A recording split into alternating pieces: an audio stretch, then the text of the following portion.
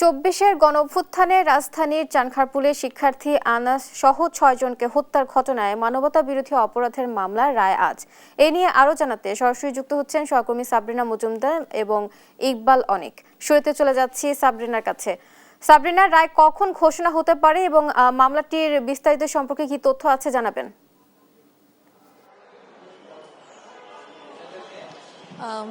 আজ আন্তর্জাতিক অপরাধ ট্রাইব্যুনালে এই প্রথম কোনো মামলার রায় হবে, যেখানে আইন শৃঙ্খলা বাহিনীর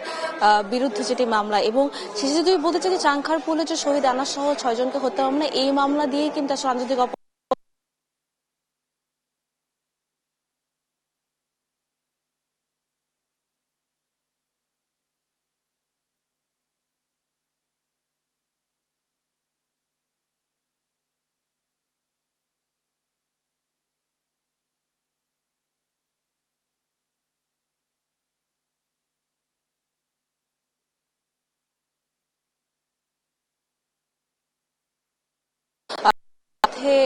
ইমাজ হোসেন ইমন, এই ৪ জনকে কিন্তু আন্তর্জাতিক অপরাধ ট্রাইব্যুনালে হাজির করা হয়েছে এবং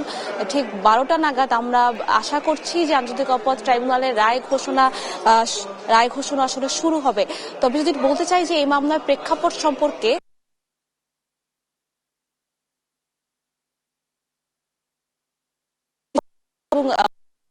নেওয়া হয়েছিল ২৫ মে, এরপর বিচার শুরুর আদেশ দেওয়া হয়েছিল ১৪ জুলাই, এবং সেই সাথে যখন অভিযোগ গঠনের শুনানি হয়, যেহেতু বলতে চাই যে মামলার যে অভিযোগ গঠনের শুনানি, সেই অভিযোগ গঠনের শুনানির পর আসলে বিচার শুরুর আদেশ দেওয়া হয় এবং পরবর্তীতে এখানে শহীদ ইয়াকুবের মা, শহীদ আনাসের পরিবার এবং সে সাথে এই জুলাই গণহত্যায় যেদিন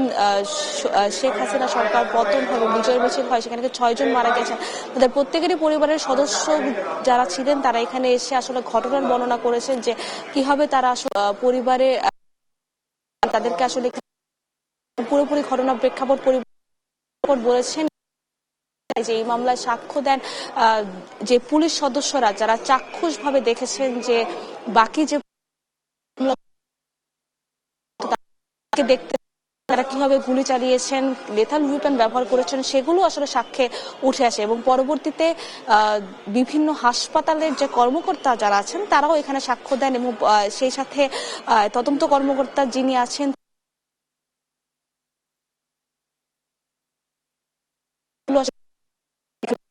দাখিল করেছেন, সেগুলো আসলে কিভাবে পরীক্ষা নিরীক্ষা করা হয়েছে সেগুলো আসলে বিবরণ তুলে ধরেন এবং পরবর্তীতে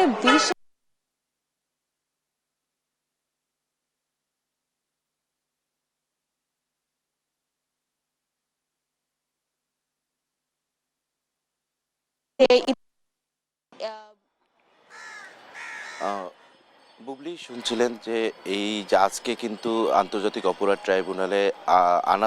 আনাস সহ ৬ জনের যে রায়টি ঘোষণার কথা রয়েছে, এরই মধ্যে কিন্তু এই আনাস এবং সহ যে এই ৫ই আগস্টে যে যারা এই হত্যাকাণ্ডের সঙ্গে মানবতা বিরোধী অপরাধে মানে মারা গিয়েছেন, তাদের পরিবারের সদস্যরা কিন্তু এরই মধ্যে আন্তর্জাতিক অপরাধ ট্রাইব্যুনালে এসেছেন। তারা কিন্তু আসার পরই কিন্তু তাদের জানতে চাওয়া হয়েছিল তারা কি চাচ্ছেন। তারা কিন্তু এই রায়কে কেন্দ্র করে তারা এই রায়টি যাতে সর্বোচ্চ শাস্তি, মৃত্যুদণ্ড যে আসামিরা রয়েছেন তাদের কিন্তু দাবি করেছেন এবং এইটি কিন্তু আন্তর্জাতিক অপরাধ ট্রাইব্যুনালের প্রথম মামলা এবং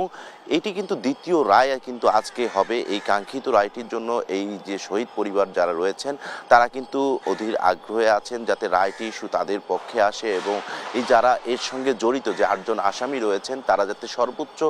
শাস্তি, যে মৃত্যুদণ্ড, সেটি কিন্তু দাবি করেছেন তাদের পক্ষে। আর এই ৫ই আগস্ট হচ্ছে সরকার পতনের দিন, কিন্তু চানখারপুলে এই নির্বিচারে গুলি চালিয়ে ৬ জনকে হত্যা করা হয়েছে। তারই কিন্তু এটি প্রথম আন্তর্জাতিক অপরাধ ট্রাইব্যুনালের প্রথম মামলা হয়েছিল। তার মধ্যে ডিএমপি কমিশনার হাবিবুর রহমান, যুগ্ম কমিশনার সুদীপ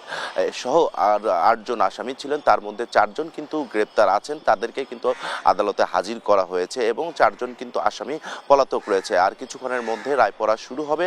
রায়টি বাস্তব ঘোষণা করার পর আমরা বিস্তারিত তথ্য কিন্তু আমরা জানাতে পারবো এবং যে পরিবারের সদস্যরা আসছেন তারা কিন্তু এই যে যারা এই হত্যাকাণ্ডের সঙ্গে জড়িত তাদের কিন্তু সর্বোচ্চ শাস্তির দাবি করছেন এবং পরে রায়টি ঘোষণা হওয়ার পর কিন্তু আমরা পরিবারের সঙ্গে আরও বিস্তারিত তথ্য জানতে পারবো, তারা রায়ের পক্ষে রায়কে পেয়ে সন্তুষ্ট কিনা সে বিষয়টি আমরা জানতে পারবো। তো এই ছিল আমার কাছে আন্তর্জাতিক অপরাধ ট্রাইব্যুনাল থেকে সবশেষ তথ্য। সাবরিনা এবং অনিক, আপনাদের ধন্যবাদ।